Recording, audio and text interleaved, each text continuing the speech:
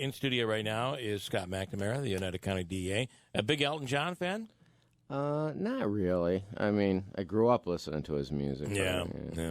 He was how about country music? Are you a big country music fan? I listen to everything. You know, Yeah. Actually, I've seen Musgrave in concert before. she's- She played at Farm Aid. She was pretty good. She played at Farm Aid. She's a looker. Like Okay. Casey Musgraves. Nice.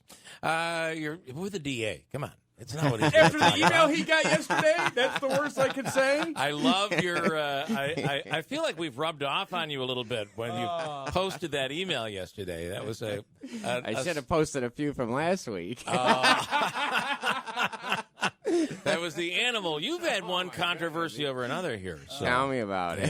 Yeah. All right. So this one, of course, involves death, which is terrible.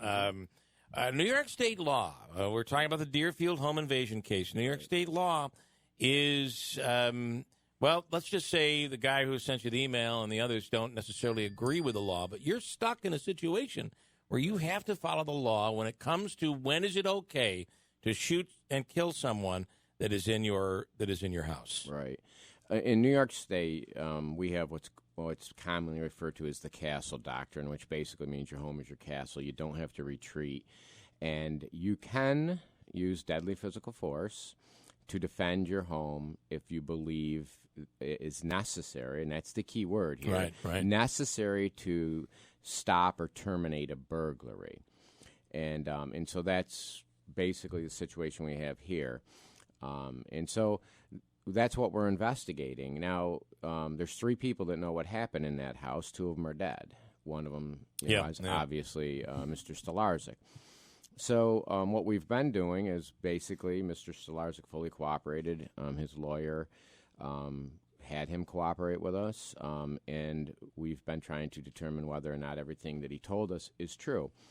We don't know that when it first starts. So, for example, if you look on the front page of yesterday's paper, and on the top we're talking about this case, but on the side we're talking about another case where someone was convicted of murder and that person denied doing the homicide. So, we're not there. We don't know. So we investigate it. So that's what we've been doing in this case. So initially, out of the gate, if you believe Mr. Stolarczyk's story at face value, then it would be a justified homicide. We don't know that, and it's our job, it's the police job, it's my job to try to figure that out, and there's things that we need to do. Like, for example, when it first happened, I had no idea if Patricia Tallarico was shot in the front part of her body or in the back part of her body. If she was shot 4 times in the back of her body, that would be a little bit different story, and it might then you could look at that fact pattern and say it wasn't necessary. Do you know that yet? I know it now. I found out yesterday was when I got the autopsy report. Was it the front or the back? Once in each. So that makes this very complicated. It makes it a little bit more complicated. Yeah. I don't think it changes a lot because what I'm guessing is she probably spun around after she was shot the first time. The autopsy will never be able to tell us which shot was first. That it doesn't usually work that way. But anyways, so that's where we're at, and at this point, everything that he has told us has proven to be true. Like, for example, he said that the gun was his father's gun, that his father had died and left the gun. We don't know that to be true. I mean, think about this. Every gangbanger that shoots somebody says, it's my dad's gun. Right.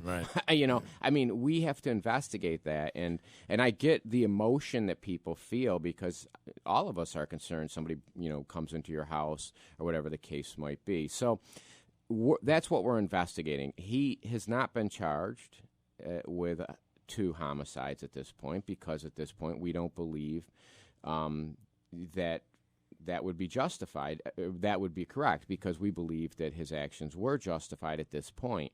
But as with a lot of these other cases, it takes us time. Like, for instance, I don't have the ballistics back. Now, what if the gunshot wound to Patricia Tallarico's back come from a different gun? Right. We don't know. Nicholas Tallarico ran from the scene. I don't know if he had a gun. I mean, Mr. Stolarczyk said he didn't see a gun. I don't know if Nicholas Tallarico had a gun or not. I mean, these are all things that I get at the emotion of it, and people start writing crazy things, and everybody thinks that these things are so easy to figure out. But the police and the district attorney's office, we have to do a full investigation and not rush to judgment. And if we did rush to judgment and we're wrong, and then I had to come in here and was backpedaling, and right, and so. But the one thing I would like to talk about, is he still in jail? He is, and Okay. that's what I wanted to talk about. What happened was he was charged, and once again, I don't make the laws, and if I did, there's a few laws that I would not have on the books, this being one of them. This is part of the SAFE Act. I don't necessarily agree with this part of the law. This crime used to be a misdemeanor. The SAFE Act bumped it up and made it into a felony. I don't believe it should be a felony in the fact pattern that we have here. But having said all of that, this case hasn't been disposed of yet. And I think a lot of the people that are all worked up need to calm down and wait for us to dispose of the case. It's very, very, very unlikely that he's going to end up with a felony conviction on this fact pattern. That is not how we dispose of these type of cases. This is a very common fact pattern that our office deals with, where you have somebody that passes away and a relative ends up with a handgun and does not go through the proper steps. We do not typically convict people for that. What we try to do is to resolve the issue with the gun.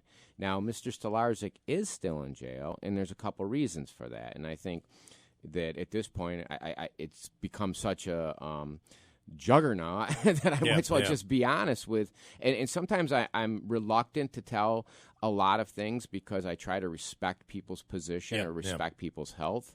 But in this case, so many people are so outraged. First of all, I didn't know when we initially recommended a bail situation what the autopsy reports were going to be.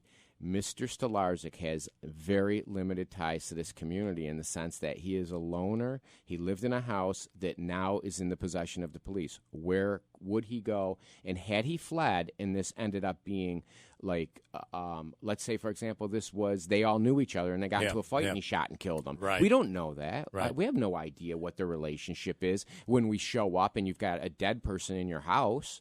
So, and the two that you could have talked to are no longer with us. Right. So there's only one person. So we have to determine at that when we first show up, it comes in as a home invasion. But when you start looking at it, you don't know, are they connected? Maybe something went wrong in the house. Maybe they got into a fight over something. I mean, we have no reason to believe they got into a fight over drugs. Okay, but we don't know that until we start doing an investigation. Yeah. So we asked for what initially and I talked to Mark Wolber, his attorney, that night.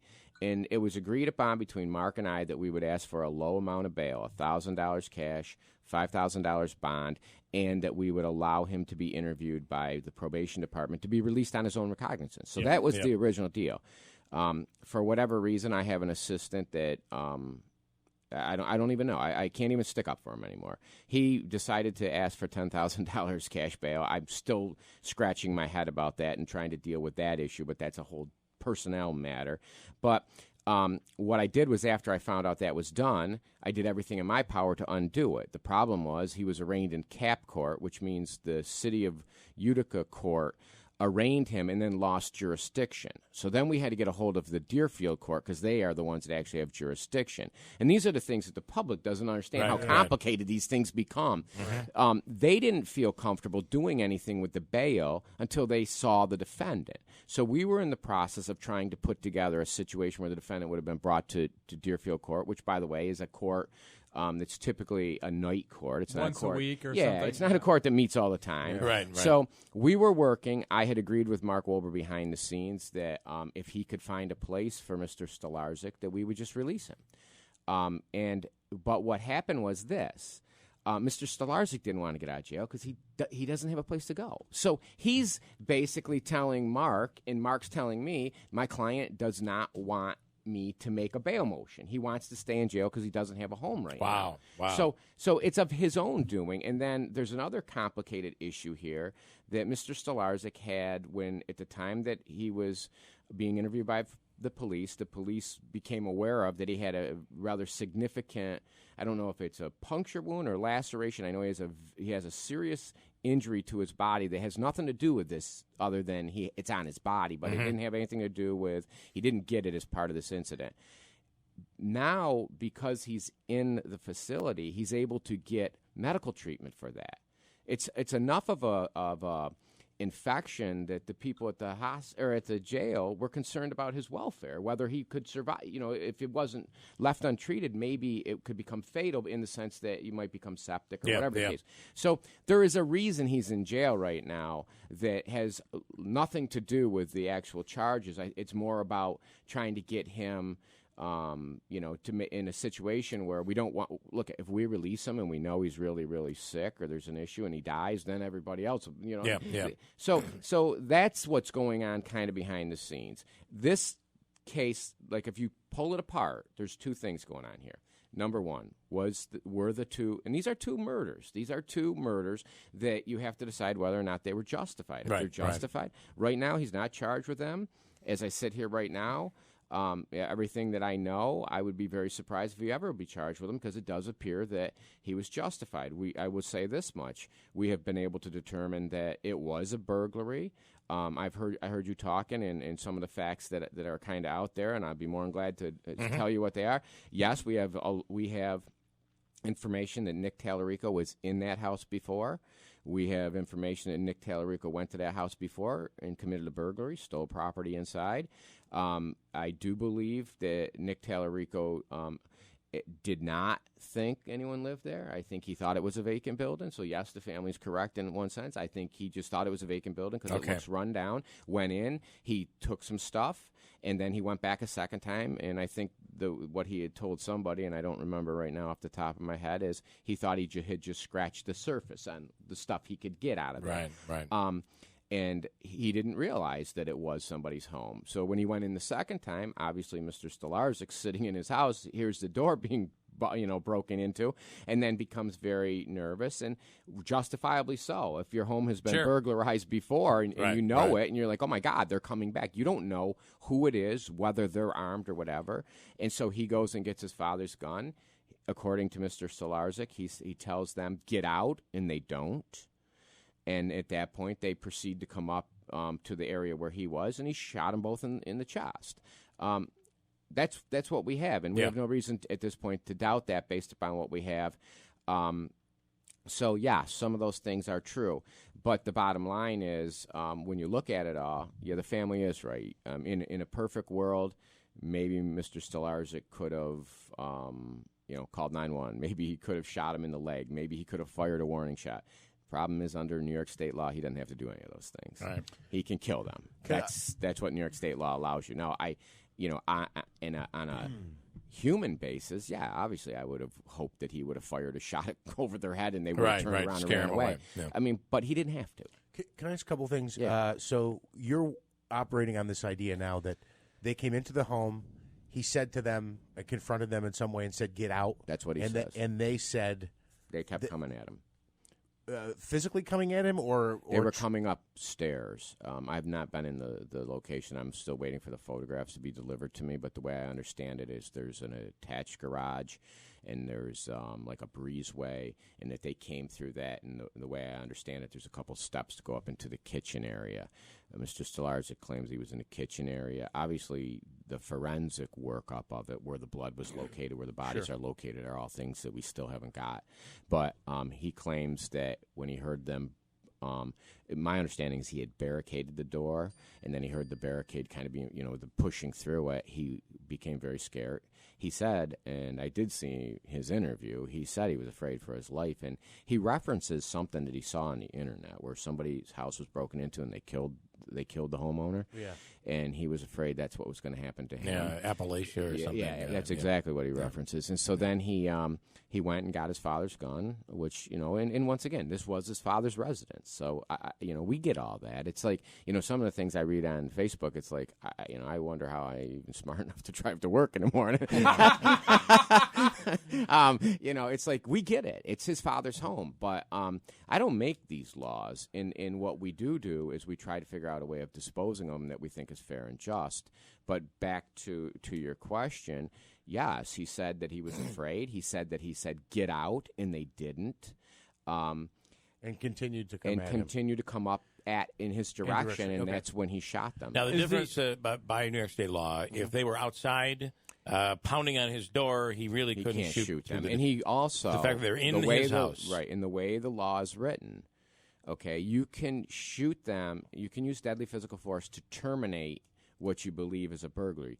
The word reasonable's in there, so it would be unreasonable to shoot somebody once you confronted them and they started to run away. Okay. Now, we didn't know that.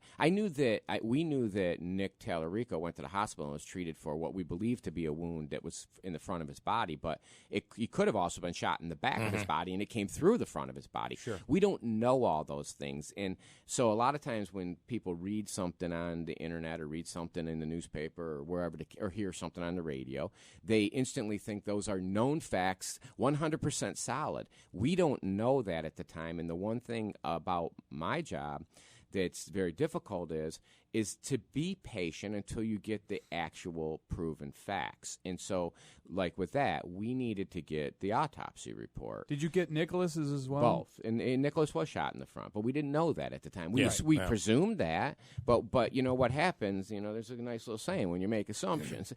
So we presumed that he had been shot in the front because that's where all the blood was coming from. But we didn't know that for certain. So there was a lot of things that we had to investigate. And at this point, everything Mr. Stolarczyk said to us has proven true, so that one thing that we'll never know, did he tell them to get out? Right. Did they keep coming? We'll never know that other than his own word. But if you can go and say everything else he told us is true, Sure. maybe this is probably true. I have 30 seconds, Yep. maybe 45. I want to go back to the assistant DA. You opened up a can of worms there a little bit. So can you tell us who that is? I don't want to name him, but Okay. it's You're clearly frustrated.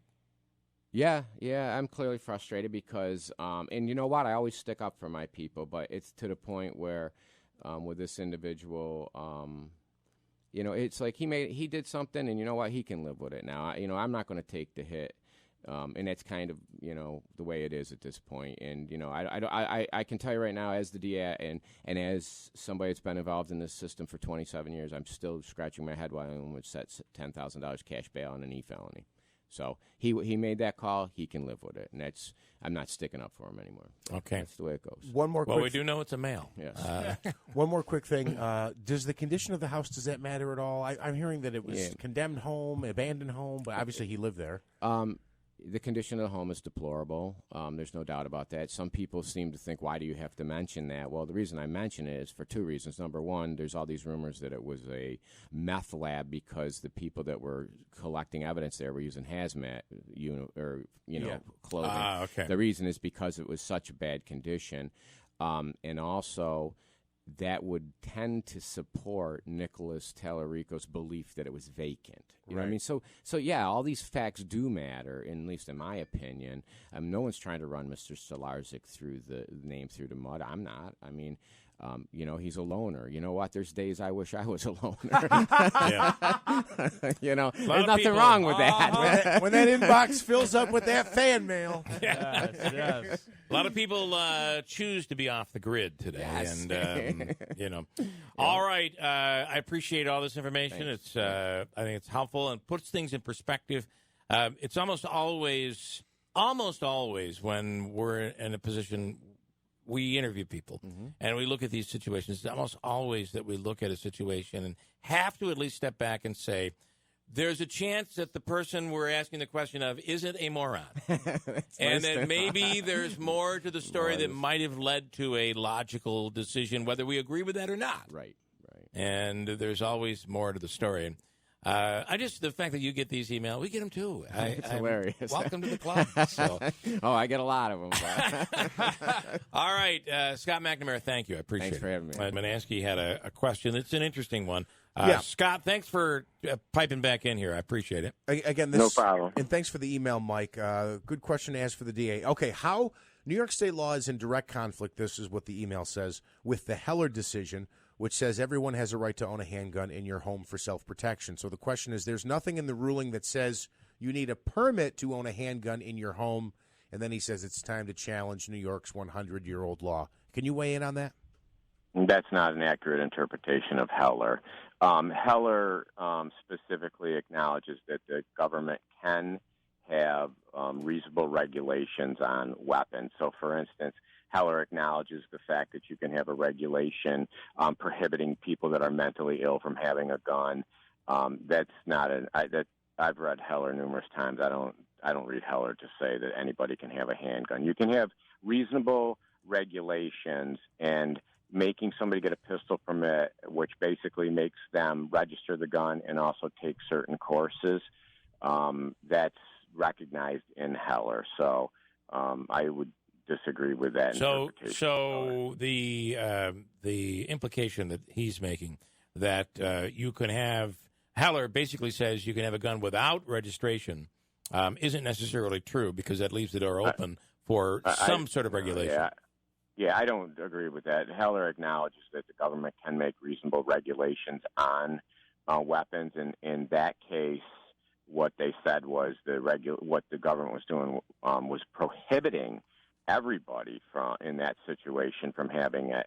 So basically, what it said is you can't do that. You can't just say no, but you can have reasonable regulations. So forcing somebody to take a pistol permit, making sure, basically when you get a pistol permit in New York State, what they're doing is a background check on you, making sure that you're mentally and emotionally appropriate or stable enough to have the handgun, which is a reasonable regulation, because you don't, and also that you're old enough.